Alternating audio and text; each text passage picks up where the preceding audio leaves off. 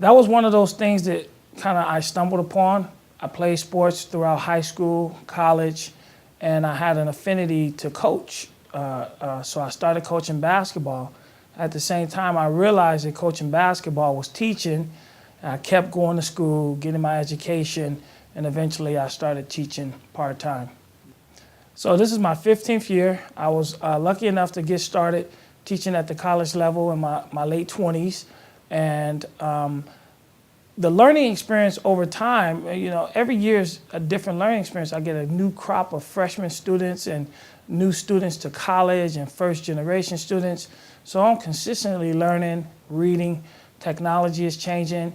And because I teach business, I'm always trying to stay up on what the latest business trends are. Mainly because you have to just stay well read. And then you also have to be in business yourself. It's one thing to teach business, teach it out the book, but I have a couple of businesses. I actually have 3 companies. One is the school tour where we take music entertainment into all the high schools. Another one is my nonprofit consulting firm called Norris Dorsey Consulting. And my third business is my own college called the Dorsey Academy of Entrepreneurs.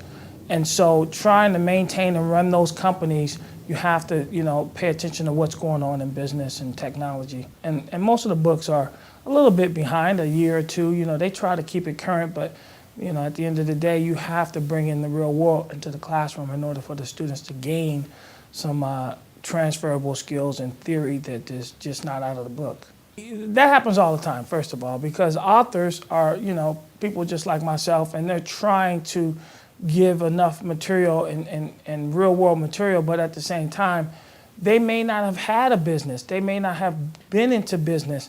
And I was always owning my own company as an entrepreneur. I started at 13. So I see what's going on in the day-to-day business world. And so if I see a situation in the book that doesn't really apply, or it's a little bit different, it's going to happen differently, I tell the students. I think that's one of the reasons why my students still follow me after they're done with my class, is because I don't candy coat it. I don't hold anything back. I give it to them basically the way it is.